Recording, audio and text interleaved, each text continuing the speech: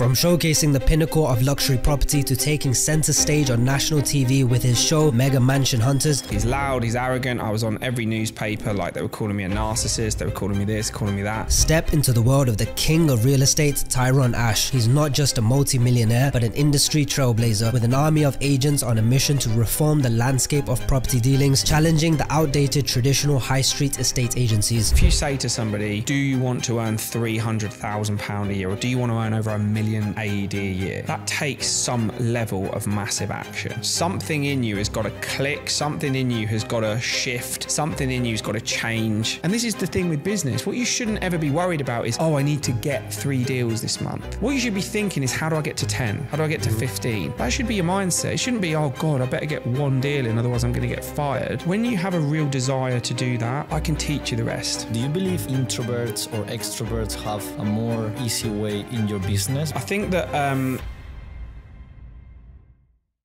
You're new in Dubai. What is the intentions of moving out here? I think if I give sort of a brief introduction, so I'm Tyron Ash. I have been around kind of real estate and luxury real estate for a long time now. Actually, probably overall in the industry on and off for 20 years. The intentions with Dubai weren't actually supposed to happen, but I'd built a business that was very large in the UK. We sell luxury property, probably got around 150 agents right across prime and super prime areas in the UK. I was living in Chelsea, driving around supercars, had a pretty good life. But I was coming on holiday 3 or 4 times a year to Dubai. So anytime I could get a flight, I was on the flight, and I was staying in, you know, Jumeirah Beach Resort, Caesar's Palace, occasionally the Burj Al Arab. And it was like, you know, I'm in the industry and I don't have my head buried under this in the sand, and I'm thinking, God, there's people making some serious money out here. We've cracked an area or a country that's extremely difficult, extremely rigid, and here there is people throwing money around in a model that effectively is the same as the one we've created against the grain in the UK. So it was keeping me up at night. I booked another flight out November last year. I spent, it was supposed to be for business. I spent so much of the 10 days involved in researching it, finding out how these businesses are operating, finding out the ins and outs of how real estate works here, the areas, the types of properties, the commissions, the day-to-day goings on of brokers, real estate brokers, the failure rates, all these different research areas that I needed to know. And the 10 days got swallowed up very quickly, and I had no holiday, no nothing. So I extended for another 2 weeks, did half of it again, continuing my research, and then another few days of holiday. I made the decision to set up the business, set up the trade license, go and set up Tyron Ash Real Estate International in Dubai.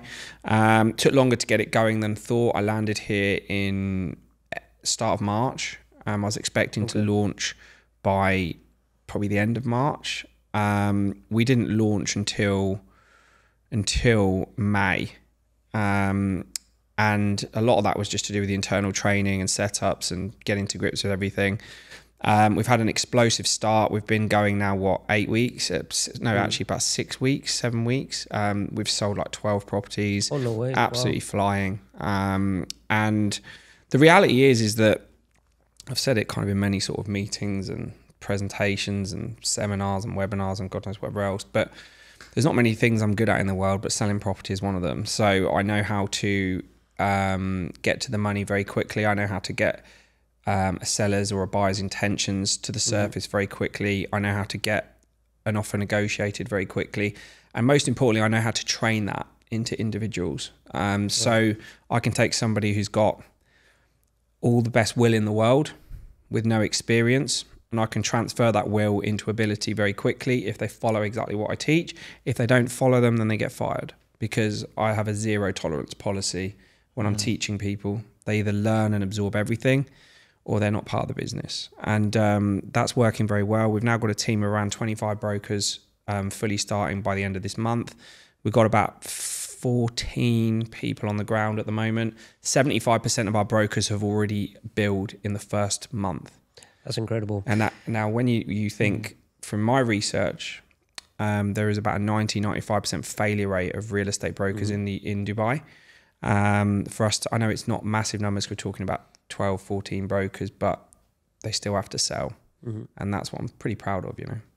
No, as we were saying, we've come across a lot of people that it's such a low barrier to entry to become a real estate realtor, that if somebody doesn't have a business but they want to live in Dubai, it's kind of the first thing they assume to do, which is let me keep my costs thin and be this.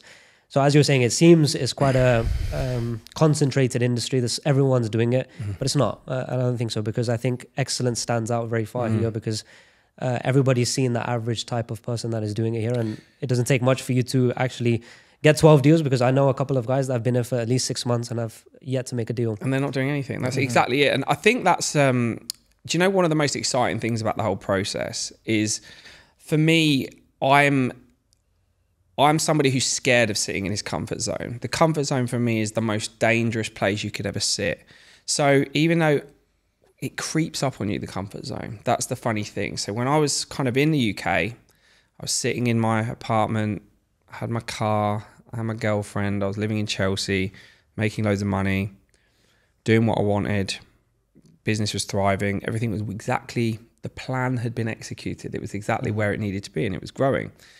And I was unfulfilled, because I was thinking, well, this is it, like, we're here. And then I was going to Dubai and I was seeing these companies growing and hitting these numbers, and I'm thinking, well, they're not better. These guys aren't better than me. Like, the people running these companies are not better than me. I've done this in the trenches. Dubai is like the most thriving real estate economy going. So, God, what could I do in Dubai?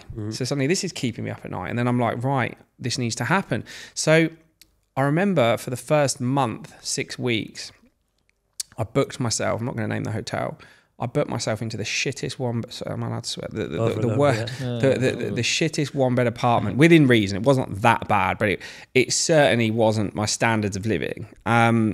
And I did it deliberately. I did it deliberately because I needed to feel that uncomfortableness again. I needed to feel like I'd started again. I wanted to feel like I was a broker that just got off the plane and I needed to get a deal done to survive. That's what I needed to feel. So I did it deliberately. And my girlfriend was like fuming, because she was just like, why are we staying in? Why are we staying in here? Look, it's not even nice. Well, she's a real one then. She followed with you. She could have let you Of course stay. she does. She knows my mindset. And, you know, my brain was, we've got to earn the step up. Got to earn the step up. I need business done, and we go into a nicer apartment. Then we do more, and then I get a nicer car. I'm not going to do it all now, but it's like, I need to feel that climb. I need to feel that discomfort. And yeah, so I see a lot of holes in the industry. So yeah, there's 20,000 brokers. It's a crowded market. It's a crowded market. I have a question because, for example, I'm very interested into real estate. I'm not a professional. I don't have the knowledge. So you mentioned something at the beginning where you were saying that you cracked a very rigid market, which is the UK one. So me not being knowledgeable in the business, what's the difference between the UK market and the Dubai market, if there's a difference? And how do you see that? It's a great question. For me, the UK market is made up of extremely old values. We're talking about old money, old processes. Estate agency as a whole is extremely dated in its entirety. I described on the television show Mega Mansion Hunters we had on Channel 4, I called them dinosaurs because I frankly think that it's such a dated process there. You've got high street estate agents, so you don't really get high streets in Dubai, but in the UK it's made up of high streets. We're talking about, it's a street with a post office, a pharmacy, your estate agent, McDonald's and Starbucks, McDonald's, you know, and some are slightly bigger than others, but everyone's got an estate agent or 10 on there, right? And they sell in their local area. And then you have about 5 desks in the estate agents. You've got the administrator, the manager, a couple of senior people listing, 2 or 3 negotiators at the front who ring the phones. Everyone's on low salary, everyone's on low commission, even the luxury estate agents. They're selling like 3, 4, 5 million pound houses, and they're earning like 40 grand a year. It's embarrassing. Like, it is embarrassing. And honestly, they did this show, right? It was called £1 Million Homes. And it was the most painful thing I've ever watched. They were selling some of the most beautiful properties. And the UK's got some beautiful houses. And, you know, I'm talking like massive 25,000 square foot country homes with like 30 acres and tennis courts, like unbelievable homes. And then the guy who works for the top luxury agency pulls up in a battered Audi A4 with a yellow shirt on. He hasn't got a pot to piss in. And I'm thinking, you're the luxury. If I turn up at that house, I'd be like, what, you're the guy selling this? You look like you haven't had a good meal in about a week. Like, it's nuts. They're not earning any money. Yeah. So for me, that's how rigid the industry is. So we did a whole new model, ripped out the basic salaries, ripped out all of that. It was commission only. Big money though. Their average fee in the UK is 1%, 1.5%. Our average fee is 2.5%. It's the highest in the country. Someone else wants to list a house. Yeah, we'll do your marketing for you. Vendor pays us £2,000 up front for marketing. We get our videography team, our marketing team. We do a series of short, medium and long-term marketing videos to attract the maximum level of interest on each property. We just exploded because we were the disruptors. So then the television show came along and they were like, what's going on here? You're all over Instagram. We're looking for a real estate show. And all we can see is Tyron Ash, Tyron Ash, Tyron Ash. So then the show went on, did pretty well. Over 1 million views on the first episode, and I don't know how the other two went, but it was okay. You know, it was good.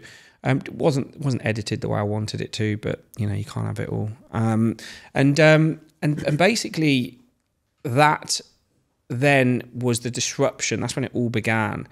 So that's how it happened, and we disrupted an age-old industry, completely different earning capacity. Suddenly, you've got these real estate agents with us. I mean, 5 or 6 of our agents have picked up supercars, Lamborghinis, Ferraris, different things, you know, and this is all from selling houses. The average estate agent's driving like a Vauxhall Astra or Golf or something, you know.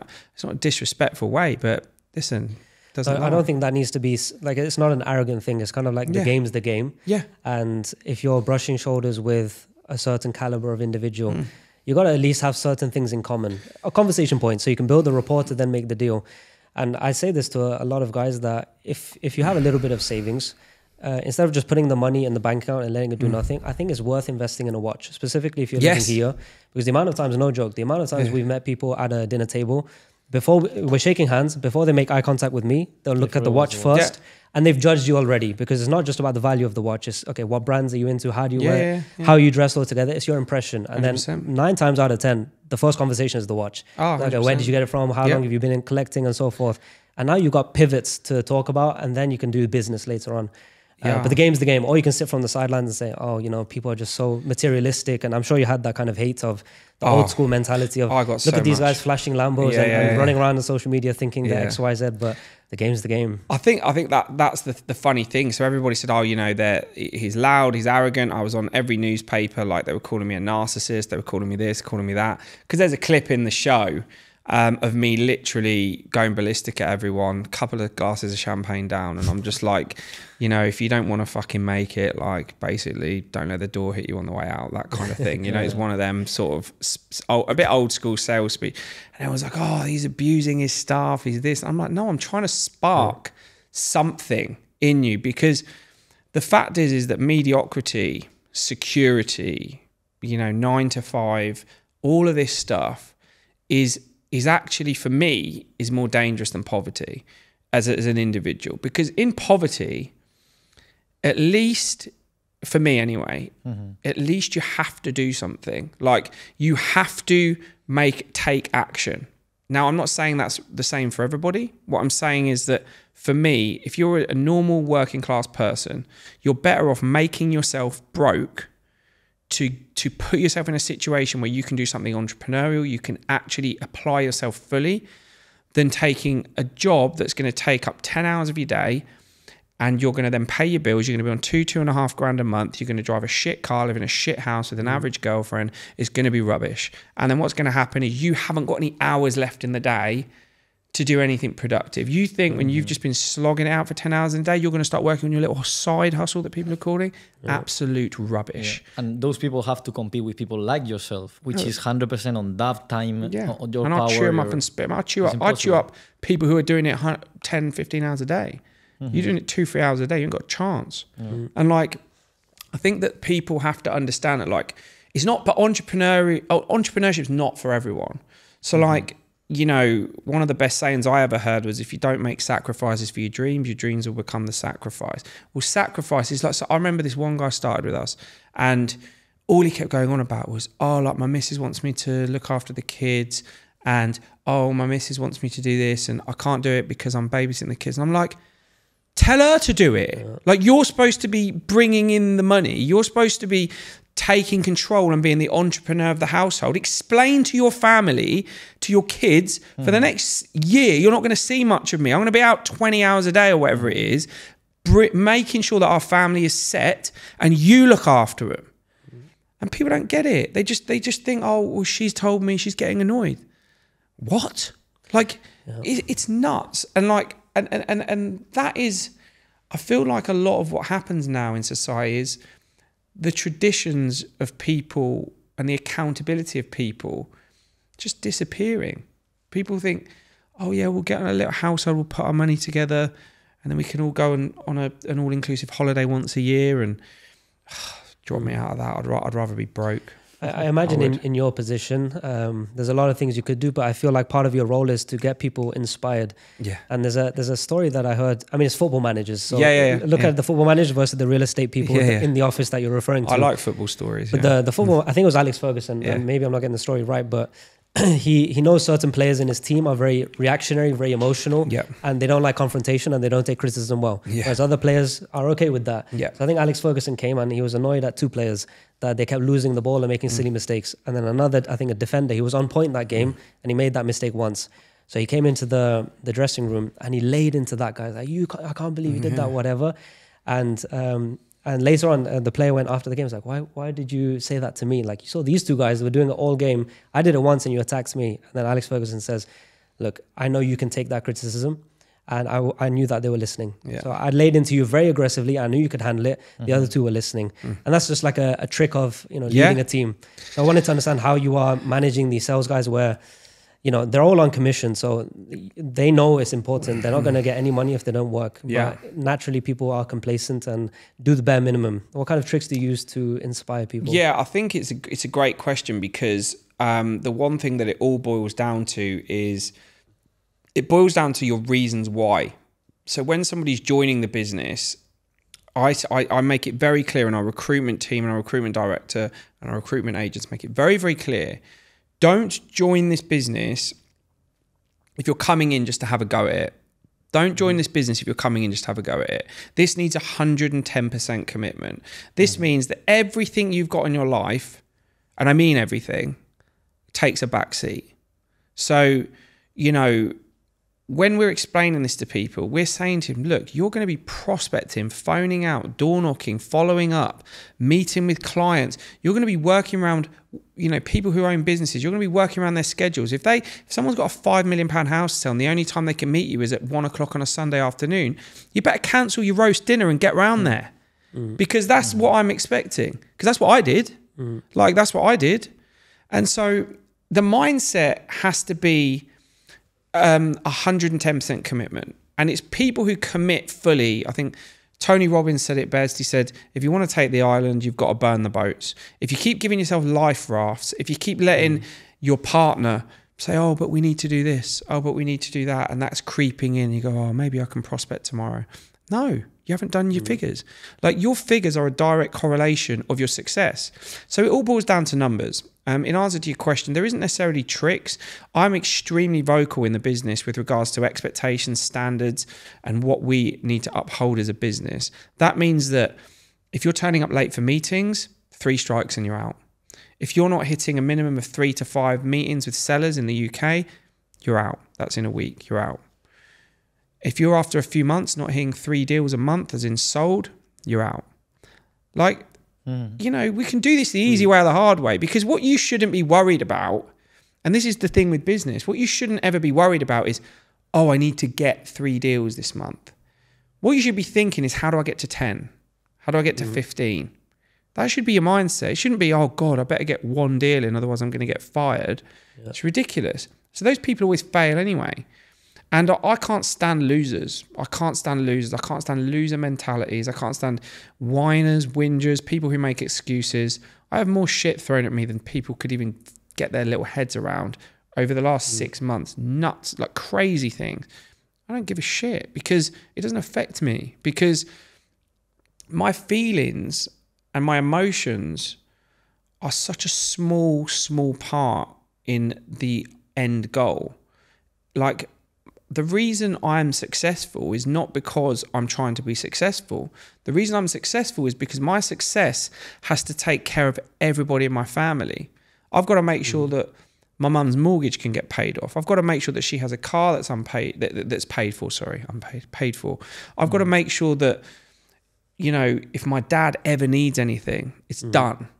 I've got to make sure that if I ever have children in the future, they can go to the right schools and they can want for nothing, and they can, you know, and they can be brought up in an environment that is going to be best for them.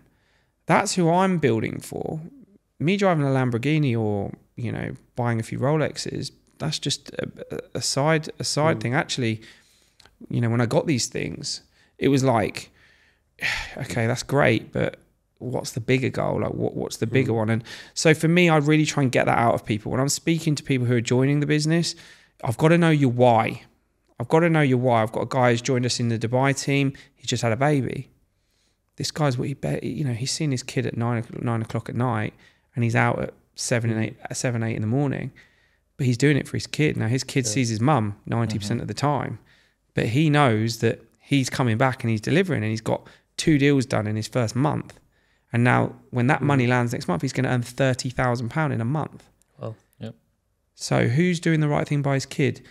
Do you know what's going to happen, right? With these dads, they go, oh, I need to spend time with my kids. I need to spend time with my kids. And it's like, and then you're there and you just sat with your kid. And then what happens when the kid's like older and he goes, Dad, why the fuck are we broke? Because you were sat staring at me 10 hours a day. Why are we not working?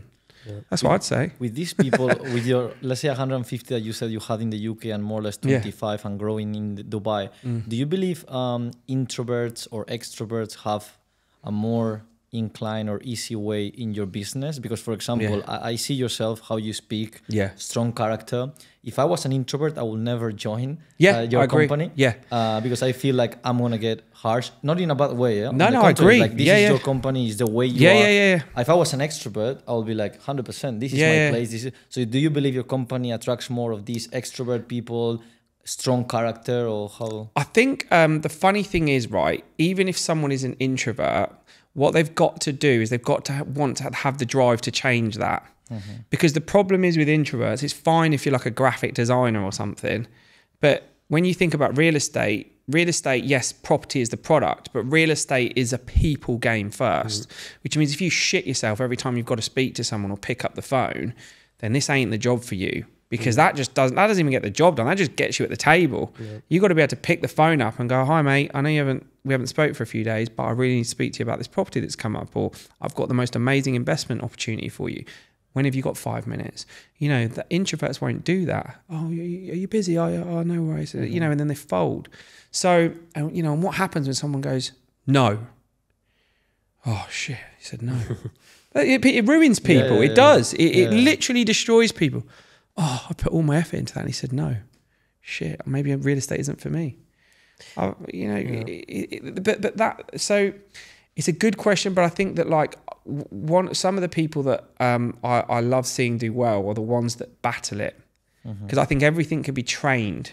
Everything can be trained. If you've got a desire that's bigger than the obstacle, then you'll overcome the obstacle every single time. So like, if you really, really, really want to be the best real estate agent, and what it's going to take is for you to start being better with people, being able to go up to people, make conversation, be interesting, understand the market, speak about it, do social media content, all the things that are your internal, you know, setup is saying, no, I don't want to do it. And you just go, fuck you, I'm doing it. Like, I need to do it. I want this. And then you do it. Then you can turn an introvert into an extrovert. Now, a lot of the time, for me, introvert and extrovert is closely aligned with confidence. So it's a spectrum. It is. Because, funny enough, I'll give you an example. Let's take your typical introvert. This might be someone who just sits on video games all day, is an indoor person. I guarantee you, I will put millions of pounds on this, that when that person has their headset on, and they're on Call of Duty and they're running around killing each other, I bet you he's the biggest extrovert going.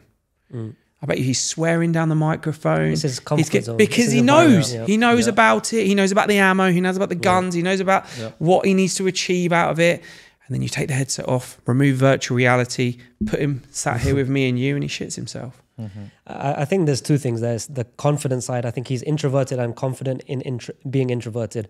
But you can also be an introvert and be in an extroverted environment and build that confidence. For example, myself, yes. I was very I'm thinking I'm an introvert on the spectrum. I'm in the middle, but more introverted. But I think that's more for what my preference is. But if I have to do now a public talk or being on a dinner table with 10 guys, I'm not going to feel awkward or shy. But 10 years ago or whatever, when I was in school, I remember when we had to do these in English class, we had to do a small presentation at the end of the year, 5 minutes. Or when, I don't know if you had it, but when you were going around and we're reading a book, everybody reads a page. I remember I was memorizing that page before it got to my turn and I was stressing. And I was just a shy person and an introverted person. Now I'm still introverted, but I'm no longer shy. And that's a skill you train. I think that's exactly it. And to Alex's point, and we spoke about hiring people. We've recently been hiring, and you've got a huge team around you, and therefore your business is now you have representatives of you. They're extensions of you. So obviously that's super important. There's certain things you can look at when you're in the hiring process. One can be, for example, the character traits. Are they introverted, extroverted, confident, and so forth? The other one is skills. How competent are they in the things you're looking for? Other is limiting beliefs. For you, what is the key things that you're looking for? Yeah, I think that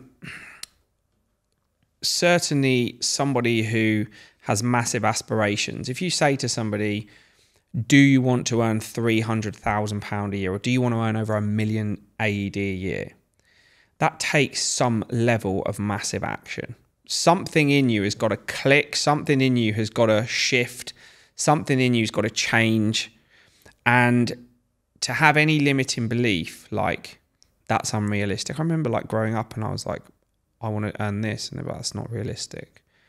I would say that. I don't buy half the stories most people say. Oh, my teacher said I was never going to amount to nothing.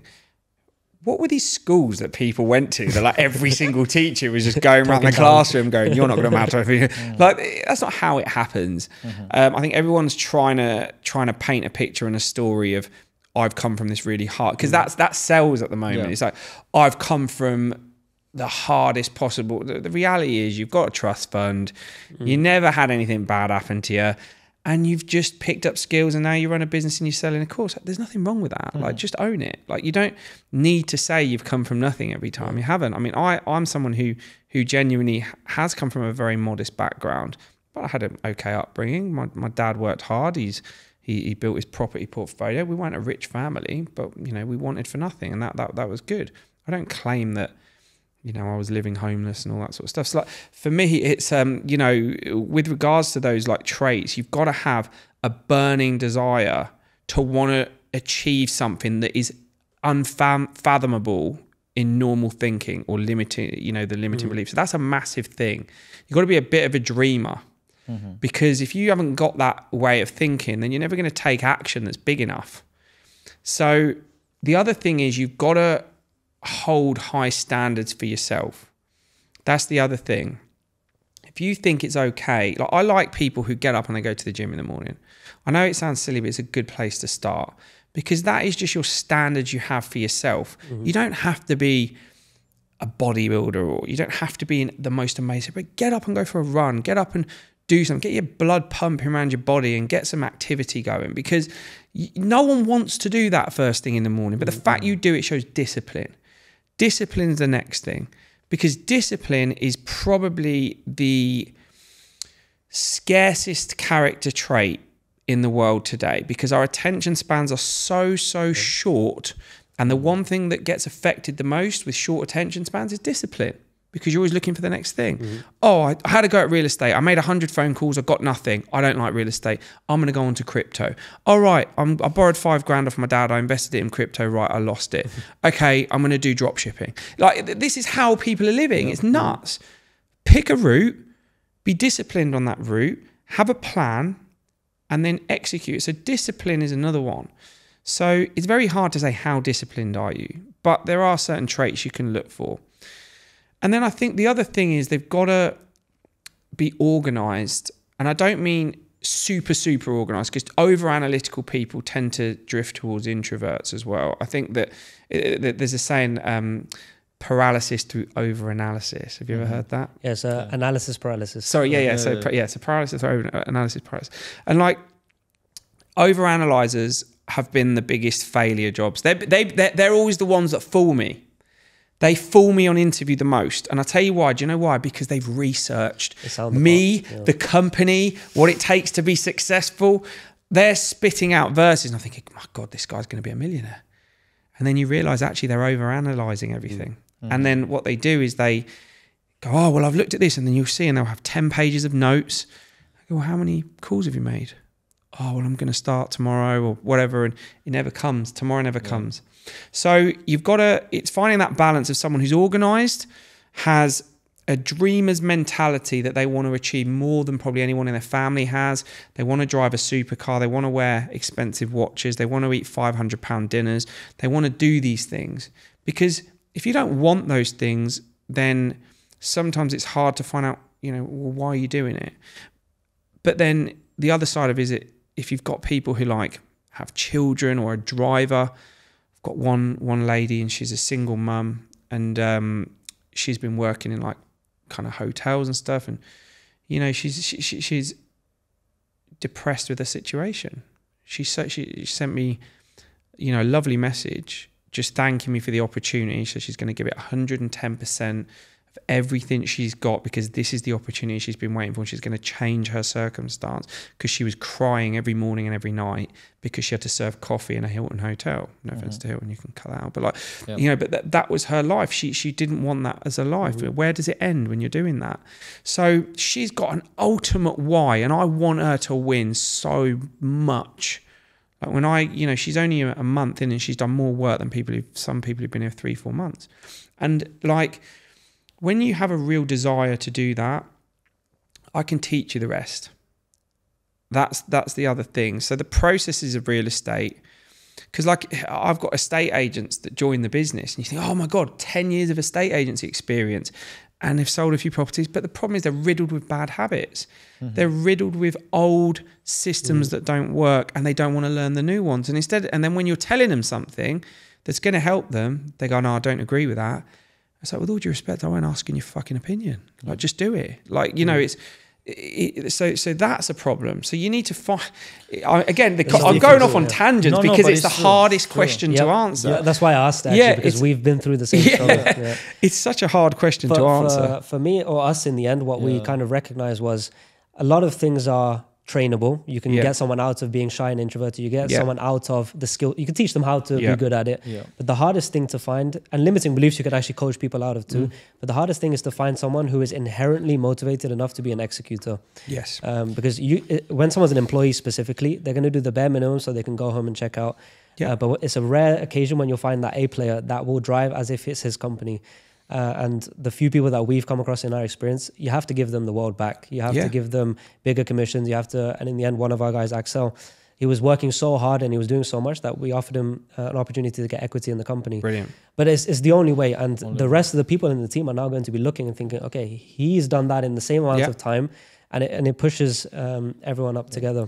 Oh, 100%. I think that's actually one of the biggest things that I designed well with the business. So what I always looked at, because funny enough, the business spawned out of, it was never my intention. I was a real estate agent and I was getting frustrated that I couldn't earn the money that I wanted to earn. So I found a company that was selling luxury property. I negotiated a commission-only split. So it suited me down to the ground. Had they have agreed to the next stage of it, I probably wouldn't even be here with you now. I'd probably still be there because I was happy. I was earning 15 grand a month, 20 grand a month. Some months I was doing good. But then like what happened was they were franchised by postal codes and areas. So my social media was exploding and I was getting listings all over the country, all over London. And they were going, no, you can't list them. You've got to pass it over to that office, pass it over to that. I was like, no, these are my listings from my social media. I'm not handing them over. So head office was on the phone, turning up at the offices because I was just listing houses I shouldn't have been and all this stuff. And in the end, I couldn't do it. So then I found another company, that an American one that allowed you to list and sell wherever you wanted.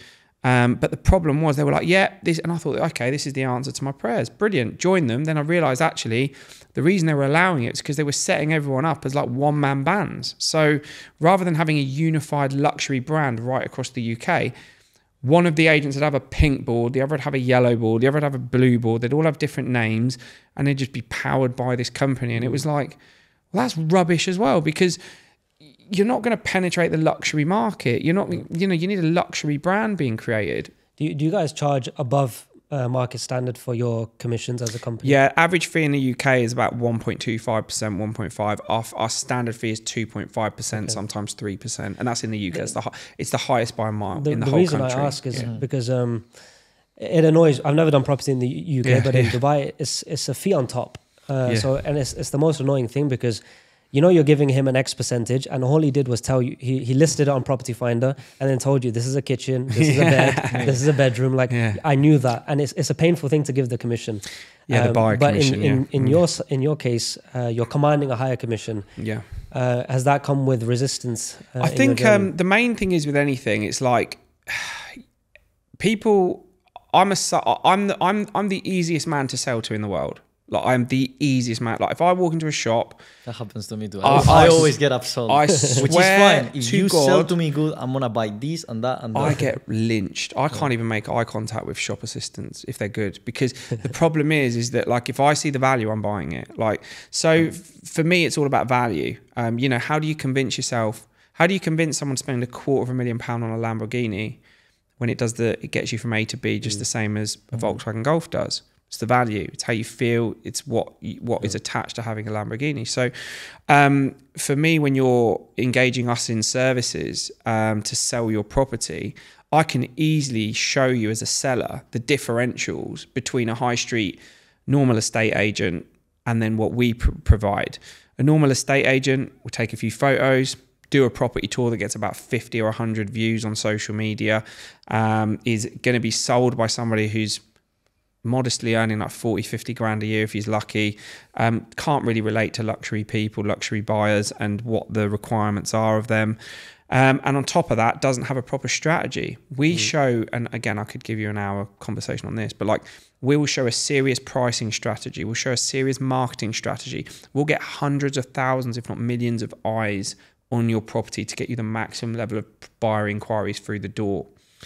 We will then get a strategy of viewings, open houses, competitive environments where buyers will then be making offers and will drive the price up to the highest price possible for you as the homeowner. So when you say to me, the other agent charged you 1.25% and we're charging you double at 2.5%, let's put that into perspective on, say, £1 million or a £1.5 million house. Well, 1% of 1.5 million is £15,000. 2.5% is about 40 grand. So effectively, I've got to find out of £1.5 million, I've got to find 25 grand of value. That is nothing. Yep. So that basically means I've got to get you the highest possible price for your home. And then in turn, you as the owner, take that into your negotiations. You know you've got to pay me another 25 grand, so make sure I get you another 50.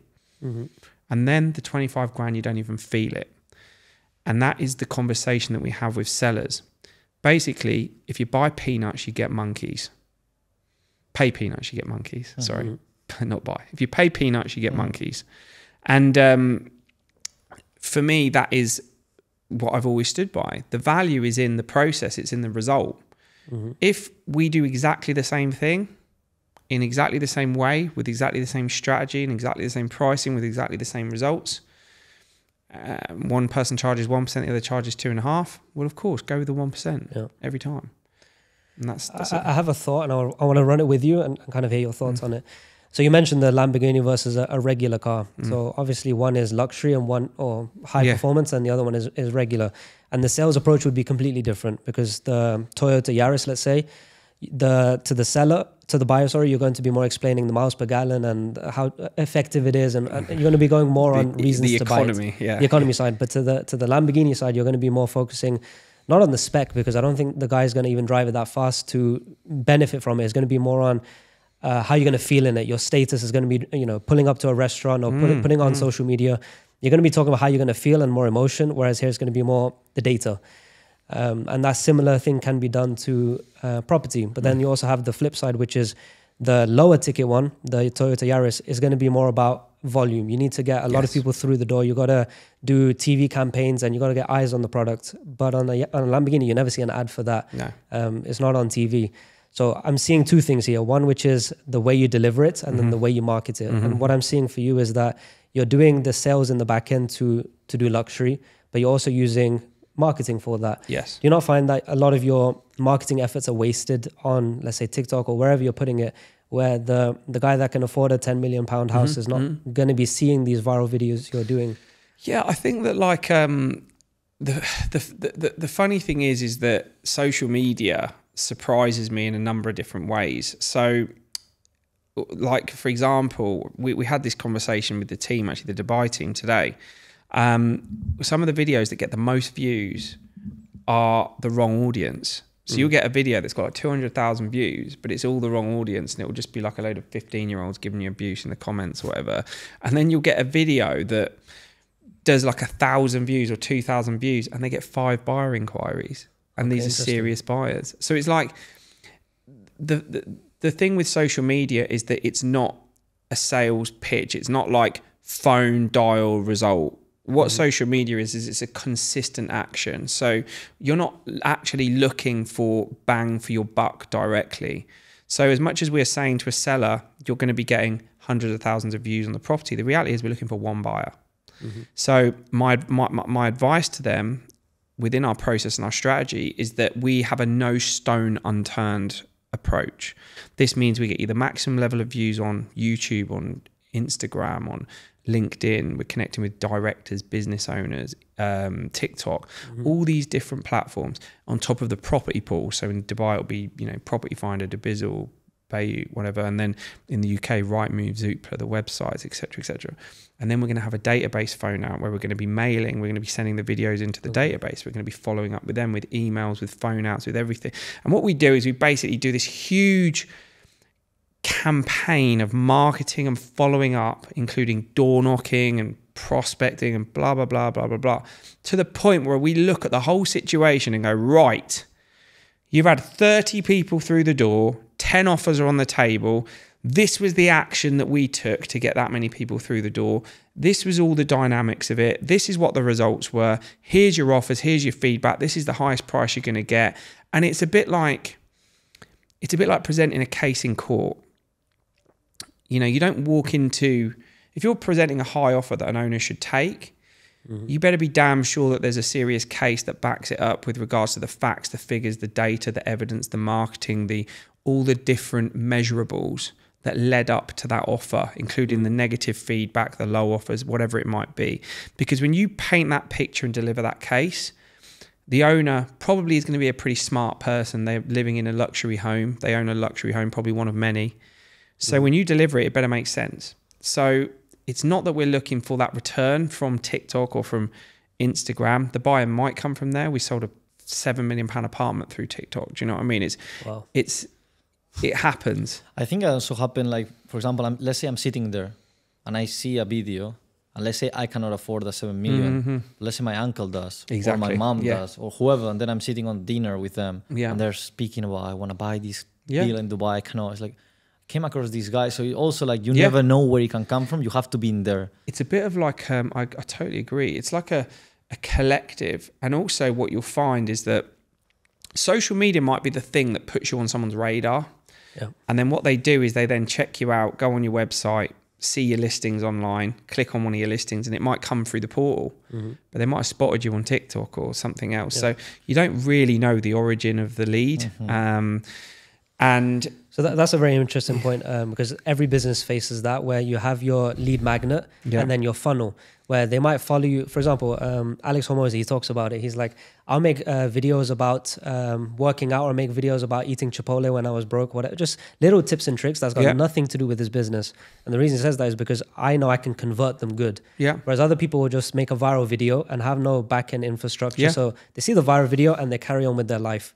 What are you doing in your business that you can kind of garner that attention and nurture it to then later on become a lead and not just somebody saw a cool property and carried on scrolling? Yeah, I think that, like, I mean, there's kind of a multifaceted answers you can give to that. But one thing that I do from a personal standpoint is I'm a big believer in personal brand. Okay. So when there is a real estate agent within the business, or even like myself, I don't just shove properties down people's throats all day, every day. If you go onto my page, there'll be some clips of me in the gym. There'll be some me eating £1,000 meal in Birdie, or, you know, buying a watch or driving a Lamborghini or whatever it might be.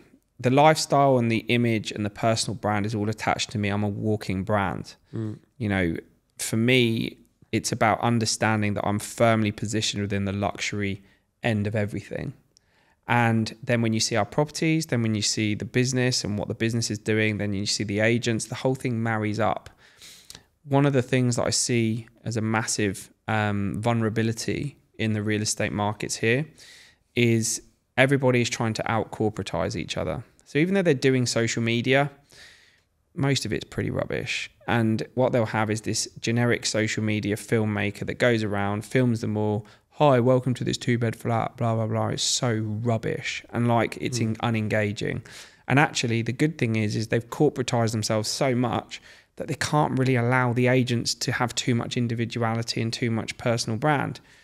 So you're not going to see one of these corporate companies have an agent doing a property tour in a two-piece Versace suit, because it doesn't fit the model. It doesn't fit, because they can't have an office full of battery hens all wearing Gucci two-pieces. It can't work. So I'm not saying that's what we all have to wear, but what I'm saying is that the individuality is struck out on the basis that it's extremely corporatized. So for me, it's like, it's going to be quite easy over time, and you'll see it in Dubai, that we will crack it, because we're coming underneath them. We're not going over the top of them. Is your business model more refined around the front end? So you want to make sure you get the maximum number of eyes, because you said you're just looking for one buyer. So your odds of finding the best buyer are higher because you're going wide. Or is it more, let's say you had and a traditional real estate agent side by side, you both were given the same buyer. Would you be able to get more out of that buyer because you had better negotiation skills and whatever else? Is it more that back end side, or you more focused on the front end? Do you know what I think? I speak to a lot of people who, and bear in mind, I've only been here a few months, but I've been pretty busy. I speak to a lot of people. I know one guy sold his business for like 35 million. He was talking to me. He's looking for a property with me at the moment. And he was talking to me about, he's been dealing with agents for a while here. And the reality is he doesn't relate to them. You know, these are people, a bit like what we said, they're people that, you know, for want of a better description, they've saved up $5,000 or $10,000 or borrowed it off mum and dad. They're staying in a house share in Dubai Marina, and they're going in, ringing off sheets every day, and they sit next to their friends in the office all day, and then they go to surf club on a Saturday night with them. That's just their routine. And then they die out, and it's got a 90-95% failure rate. We all know what's going on in the real estate market in Dubai. So like, he doesn't want to deal with people like that. He wants to deal with, you know, someone who's potentially in a similar level to him. He knows that, like, you know, when he speaks to me, half the time we're talking about cars, we're talking about watches, we're talking about where we're going to go for dinner, we're going to talk about these different things. And like, he relates, and we actually become friends. So, you know, all of these clients that are like high profile buyers and high level buyers, you know, if you've got high value yourself, you'll become friends with them. And then the buying and the business is just a secondary. Whereas if you're a commission breath, thirsty 22-year-old who the water level's rising, it's like, I've got to get a deal, oh, they can smell you a mile off. And you know, and gone are the days that you just, you know, there's the odd deal getting done, but gone are the days where you're just picking up the phone and getting lucky. And we all know there's some people here who got very lucky picking the phone up at the right times here, and they picked up phones to some monsters who bought floors and penthouses, and they become millionaires overnight. And that's what happened in Dubai. And everyone thinks they can do it. It's crazy. In Dubai, at least, the only place I've heard of, I had a friend who was looking for a place in JBR. So I told him, don't mess around with most of the buildings. Try the address or the rickshaw. So they're probably the best ones. So he went to both. And he went to reception and said, is there anything available for buy or for rent? And they said, no. Some Russian guy came with a bag of cash and took the whole building, like whatever was available. So it's a very hard place to And stand out. some broker picked the phone up there. Yep. Yeah. Some guy got lucky there. But we are traders, right? So that's like trying to make the trade of your life. That can happen to one person. Yes. But it's not the average. Exactly. So that lucky guy is like a lottery ticket. It's an anomaly. That's not normal. Yeah, exactly. I want to know, would you do anything different because you're in Dubai for your strategy? Because the properties in the UK, they're beautiful, they're country homes, and they sell themselves for the beauty, and that's kind of the angle you take in the listing. But in Dubai, I think they all look the same. They're all glass windows, they're all modern, like there's not much differentiator, but one will be double the price because of the location. Yeah. And what I found is in conversations specifically in Dubai, that everybody wants to figure out if it's worth continuing that conversation. So the first impression, they look at the watch, they look at what car you came in. That's got your attention for the first few minutes. And they want to keep pulling information out of you to say, okay, where do you live? Because if they hear you say JVC or if they hear you say Marina, they're not too interested to continue that conversation. But if you tell them, oh, I live on the Palm, or I live on Emirates Hills, okay, now that's a different conversation. They want to get more out of you. But that, I don't think that exists everywhere in the world. But here you could say, if I live in the address or if I live in Saunders, okay, you've qualified yourself. Is your selling approach taking that into consideration, or you want to leverage the branding, which Dubai is doing, of the Bugatti building now, the Jacob & Co building? They're doing branding in Dubai like that. SLS carries a name, or 5 Palm carries a name, or Saunders carries a name. Whereas in the UK, I don't think it's the same. Yeah, it's so different. And one of the reasons I said when I was speaking to you off camera as well is like, I wanted to get my feet on the ground, almost like a real estate broker, because I needed to get like an understanding of how things are working. And one thing I realized is that Dubai is I don't care what anyone says, it's a stock heavy market. So in the UK, it's a stock light market. So there's finite ground that properties are built on. They tend to, especially in London, they tend to then redevelop, rebuild, knock down, redevelop, rebuild. In Dubai, they create an island. Yeah, they create an island. Like it's, which is great. That's not a negative. It's great. So where the real power comes is in the buyers. And what happens now is that if you've got a good buyer and that buyer is happy for you to act on their behalf, then you can take that buyer wherever you need to take them, and you can go and take half the commission of that agent's listing, and you can then sell them off plan, do all the rest of it. So you can make a lot of money just by finding the right buyer. Now, with regards to the listings, we've got a lot of listings. I think we listed maybe 40, 50 properties in our first month here. And most of the sellers, or pretty much all of the sellers, love the fact that we're approaching it with a much more exclusive approach to selling. So rather than us being one of however many agents, we're pushing for exclusivity. We're getting proper marketing campaigns done on them. We're then driving all the interest and the traffic in, and we're getting them sold. But what I love about Dubai is you can make money in so many different ways. So even if an agent's got no listings, just find the buyer. Find that buyer, find out what they want, find out their urgency, and go and find them a bloody house, because they will buy. And you can make money very, very fast. And that's what I teach people a lot, is don't be narrow-minded. You've got to be, the best brokers in Dubai are the ones that think laterally. They think about opportunity to come from anywhere. So then you've got to think about, how do you nurture that prospect? Like, I know people that are just looking for the deal. And then I know people that know the deal is going to come, and they help that person in all the other stuff.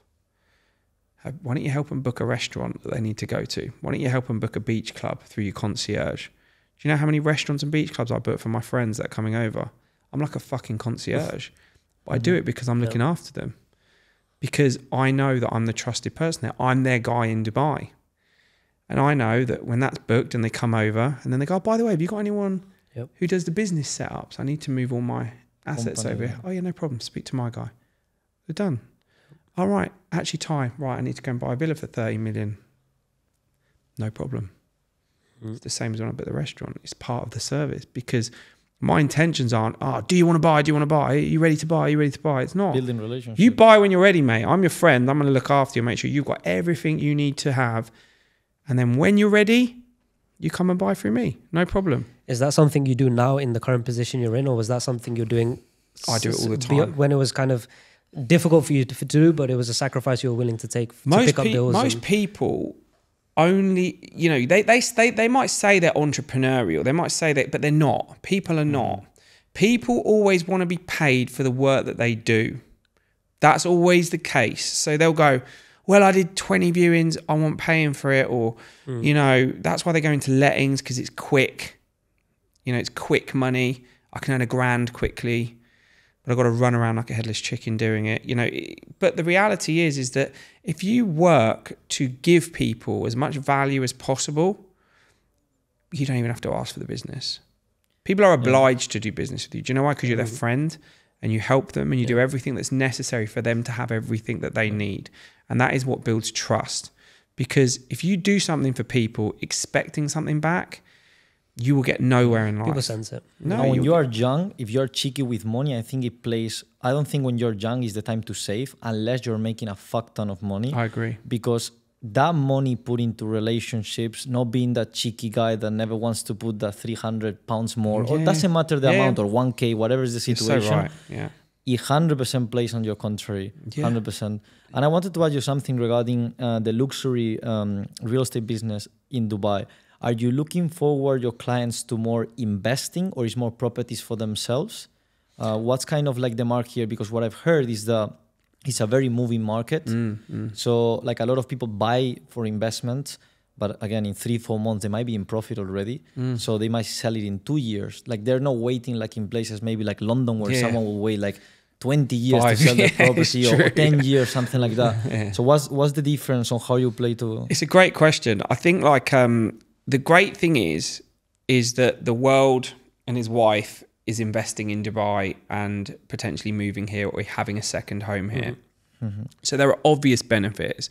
You've got the tax benefits. You've got the property increases going on. You've got the excitement of actually living here. Like you've got the security. You've got all these things that are bringing people here. They brought me here for a start. So, you know, I'm advising family members, myself and, you know, and I are investing in Dubai. Like my brother has just invested in an apartment in Dubai. My dad is investing in apartments in Dubai. My friends are doing the same. My other friends are moving here and, you know, shopping for themselves. There is no right or wrong answer. What there is that you've got to ask yourself, what do you want? Like, do you want to have to cover your watch up in the street in London or not wear it at all? Do you want your kids to go to school and you're worried they might get involved with a gang? All these things play on people's minds, you know, and quite frankly, I'm of the view that, like, you know, if you are interested in investing, which investment's a big, big thing, if you're getting in on developments at the right time, early enough, and you've got a trusted advisor like ourselves who's going to advise you correctly on where that unit should be bought, how early you should go in, what sort of uplift you're going to get on it, evidence to show similar developments that have given you a similar uplift, all these types of things that we do our research and becoming experts at. We will show you all this so that when you say, right, I want to buy one or I want to buy 5, we can safely say, yes, do it. We're not worried. We're not hiding. We're not going to go disappear. Oh, shit, he's bought one. We better, you know, we get our commission and run. We're like, no, give us that back. We'll resell it for you in a few months. We'll make you some more money. Yeah. You know, that's our attitude because we've advised you correctly. So there's a mixture of people who are upping sticks and moving their families here. But investment-wise, there's people who don't even live here, but they're buying here. And frankly, it is a phenomenal place to invest and a phenomenal place to buy. And now they've, you know, they're talking about the Palm Jebel Ali and, you know, even going out into Maidan and further into Business Bay and all. There's exciting things going on, man. Like look, I tell you now, God's honest truth, I'm the biggest skeptic going. I don't get excited about anything because I've just seen it all and done it all. And even I'm seeing some of these developments and I'm like, God, this is mind-blowing. Like some of them are just so ridiculous. And I'm thinking, these architects are just allowed to do whatever the hell they want. It's nuts. In London, it's like, oh, no, it can't be that high. It can't be that. Here, they're just like, let's make this look like a spaceship. Like, there's one that, I don't know if it's the Cavalli one, that they're even doing like on the rooftop. Like they're doing like a forest. Yeah, that's it. That's the one. Funny enough, basically, like you're gonna be walking like, but there's gonna be like a cascade. Yeah. Like, you're gonna be walking like you're in a mountain. It's like a foggy forest they're doing. Yeah, that one. That's Safa too, and like we've sold a few of them because I'm buying one of them because they're just brilliant. Sick. And like, and I'm looking, it's got this floating swimming pool in the middle, and I'm just thinking, this thing looks absolutely bonkers. Yeah. Like, I'd love to have a little bit of this. Like, this is crazy.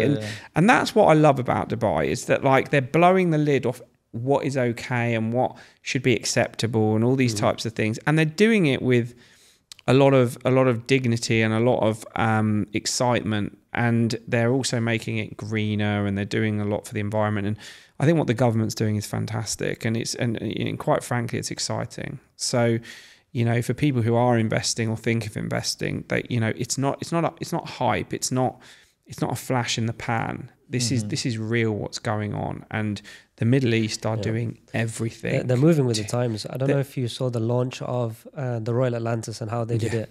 They didn't just make a cool building and try and hope to sell it. They did a whole show where the whole city, probably the whole world was looking at it. Beyonce was there, wasn't Beyonce there paid 24 million just to sing for 30 minutes. Just like that. But that wasn't like the star of that was the star. That was the jewel on the top. But they had a whole thing around it where they brought in top chefs, they brought in top restaurants, they brought a whole promotion around it. Yeah. And 1.4 billion on one building. It's insane. Nice. But I don't think any other city is doing it. But, you know, I also have the thought in my head.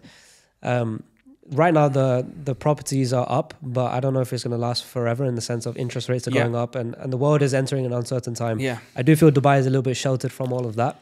But at the same time, Dubai is reaching a price point where globally it's reaching the Beverly Hills, it's reaching central London, or, you know, Knightsbridge. And it's not going to go up forever. And I have friends. We have a friend who bought a villa in District 1. Yeah. A year and a half ago. It's tripled in price. Yeah. No, not 30%, 300%. That's nuts. That's not going to happen for the next 5 years. No. So what is your views moving forward for investors? Yeah. Listen, what I think people need to understand, right, is what scares people off from investing is that you hear a story like that, and then, you know, my first reaction, even though I'm here, is when I hear that story you told me, is like, oh, I've missed the boat. And that's what people think. And you haven't missed the boat. You've missed the massive boat, the lottery ticket. But there is a lot of other boats going. Like, you know, you've got people who have made 50% or 75% or 100% increases, which is still massive. It's crazy. And, you know, in the new areas, you've got, you know, I guarantee you there'll be people who buy on the new Palm, and there'll be people who buy in Maidan, and there'll be people who buy in these areas, and they will make massive increases. And the reality is it's supply and demand. The fact of the matter is that there is so much of the world moving here that the supply and demand, the economic factors involved are still all in the correct place. Because it's like, if you're building all of these properties and you're selling all of this land, but no one's coming, then you're screwed. But they are. And they're still going to keep coming, because frankly, what's happening in the Western world and all of that, we could go on another podcast and discuss that. But like, that's driving people here. And I think that these countries, you know, America, the UK, like other countries, even like Canada, even other countries with really high tax laws as well, they are driving people here. If you look at the countries that are buying here, and you're getting the 1% of the people globally, which is the people that have the money. Yes. Yeah. Because the person that is making 50, 70K a year is not coming to Dubai. He's coming to Dubai for a trip, which then if you own some luxury real estate or whatever that you want to rent it, it also works. Yeah, absolutely. But it works for the people that come and, And so I think that, you know, is it going to top out? I think that it's going to level off, but it's a bit like, go to like Mayfair or Knightsbridge in London, right? You've got the same types of people there. That's never got cheaper.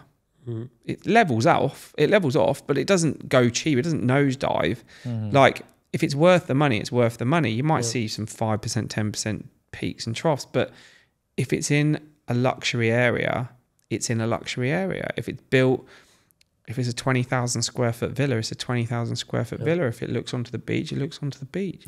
That's what it's worth. Like, you know, if there's more being built, then that's what they're worth as well. And if the whole world keeps coming over and buying them, they're going to keep going up. And eventually, communities will get settled. But the great thing is, with the more people that move here, as you know, is communities, they'll become like established countries, markets, because the communities will be favoritized to those communities. So they'll move to the street they want to move into and get closer to the school they need to get to and all that. And that sort of market starts emerging now, and that's what's starting to happen in like Jumeirah Golf Estates and Yep. places like this. I only want to live in Jumeirah Golf Estates. I want to move to that street or that district or that part or whatever. And so the communities grow and shift within themselves.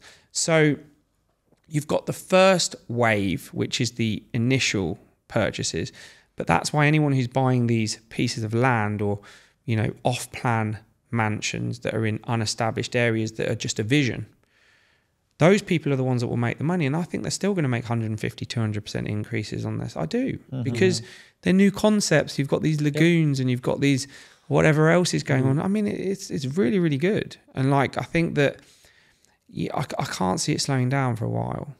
That's my genuine opinion. I agree. And I think with more uncertainty in the world, the Dubai has become the safe haven, actually. Yeah. So, you know, London and Russia might be nosediving, but that money is going somewhere. And it's not staying in that country. Yeah. It's coming to the Middle East. I think that's it. And like, you know, you can't ignore the facts. You can't ignore the facts. And it's going to keep going. And also, you know, Dubai is introducing, I think you've got like the corporation taxes coming in for businesses and all that sort of stuff. But, you know, they're keeping it at a level where it's very, very profitable for people that want to make money. Very smart. They're smart about it, because when I paid tax in the UK, it pained me. I hated it. But now if they want to take a small 5-10% of the corporation and nothing on my income, like, you happily pay it, because the infrastructure in the city you're getting here is worth 50% of your money. Of course. Compared to the UK, but it's for free. So, well, I remember like the tax bills used to be eye-watering that I would get, and it was like, and I'd just be thinking, how am I sending this? I remember sending it across and thinking, how? And then I'd drive around and smash my car on a pothole that's been there for about 6 months, and I'd just be like, what is the money going on? What is it going on? And then I'll pay 5-10% for just wearing the watches in Spain.